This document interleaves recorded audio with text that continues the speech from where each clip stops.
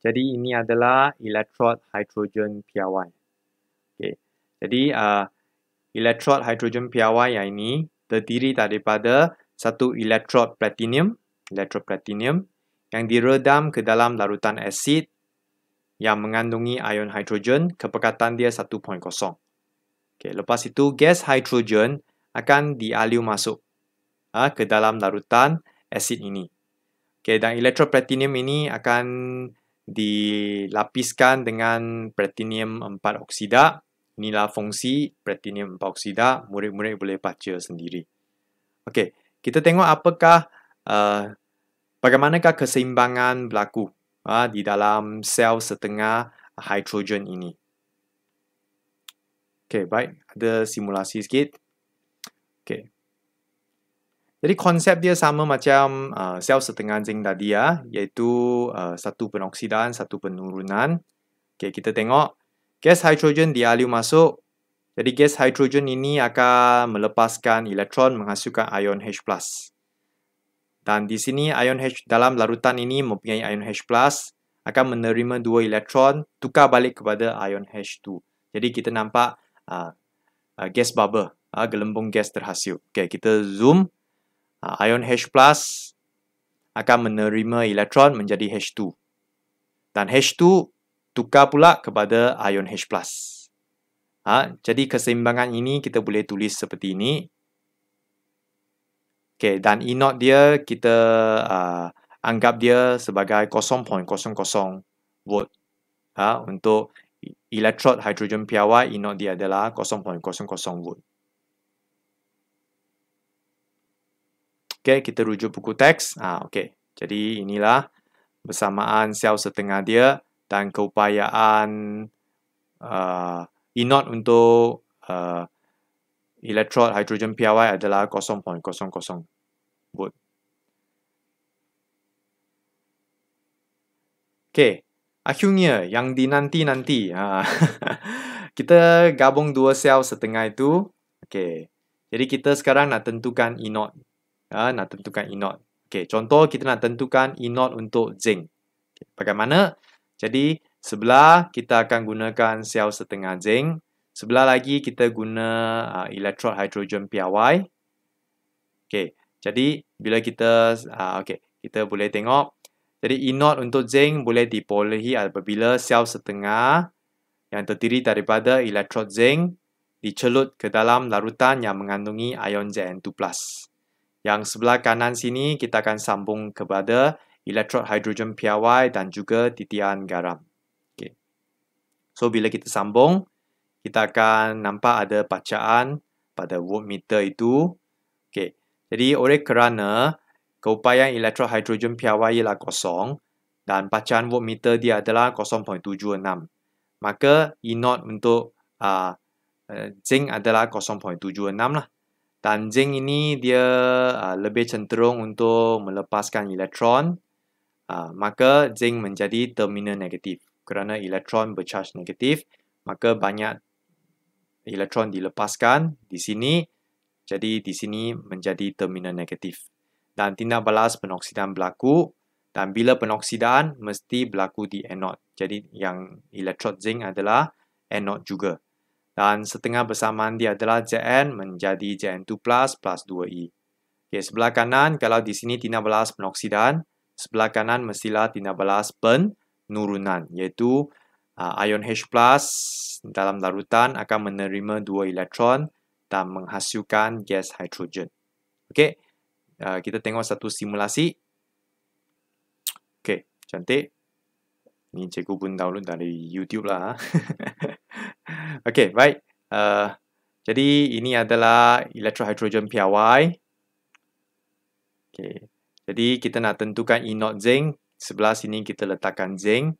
Zinc dia lebih cenderung untuk melepaskan elektron. Jadi dia adalah terminal negatif. Ini yang berlaku di electrode zinc.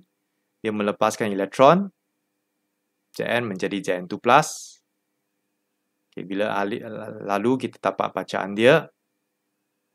Dan di sini tindak balas penurunan. Okay.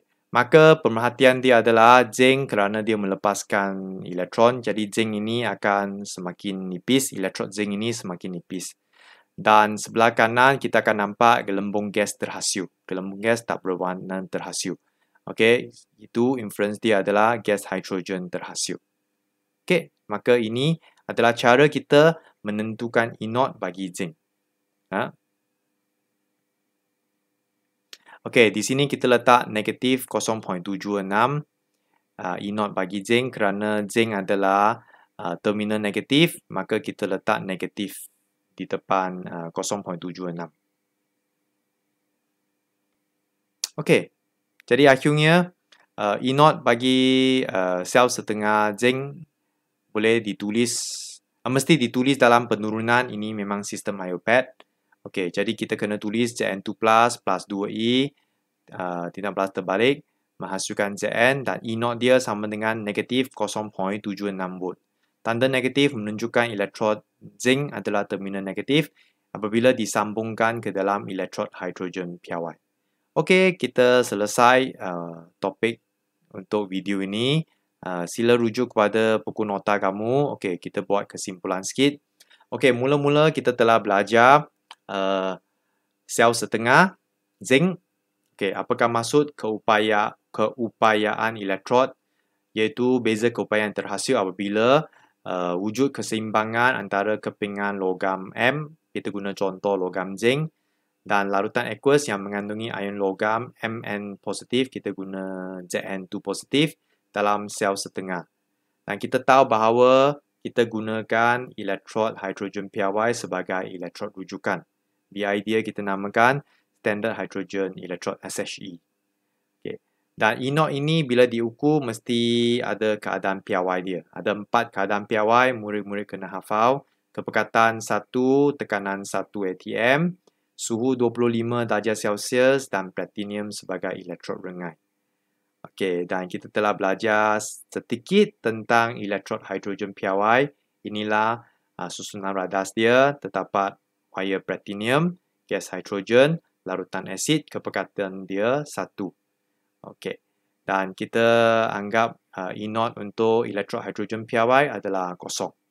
Akhirnya yang paling penting kita dapat menentukan apa? E0. Nilai keupayaan elektrod piawai E0. Okey, ini adalah susunan radas untuk kita menentukan E0 bagi zinc. Okey, kita nak tentukan zinc, jadi sebelah kiri kita letak zinc dimasukkan ke dalam larutan yang mengandungi ion Zn2+. Dan sebelah sini kita guna elektrod hidrogen piawai. Okey. Dalam tindak balas ini, zinc lebih cenderung melepaskan elektron, maka Zn menjadi Zn2+ plus 2E. Proses penoksidaan, jadi dia merupakan anode. Ingat, penoksidaan mesti berlaku di anode. Dan dia melepaskan elektron, elektron bercharge negatif, jadi dia adalah terminal negatif. Okey. Dan di sebelah kanan sini adalah penurunan, jadi ion H positif menerima 2 elektron menghasilkan gas hidrogen, gelembung gas terhasil. Okey, jadi kalau nak tulis dalam siri keupayaan elektrod piawai, kita semua sel setengah kena tulis dalam penurunan. Okey, jadi Zn2+ plus 2E tindak balas terbalik menghasilkan Zn. Dan E0 dia adalah negatif 0.76. Okey, kita letak negatif sebab zinc ini adalah terminal negatif. Okey, baik, itu saja. Jadi dalam video seterusnya kita akan belajar bagaimana kita nak menggunakan E0 ini untuk menentukan ejen penoksidan dan ejen penurunan. Okey, baik, itu saja. Sekian, terima kasih.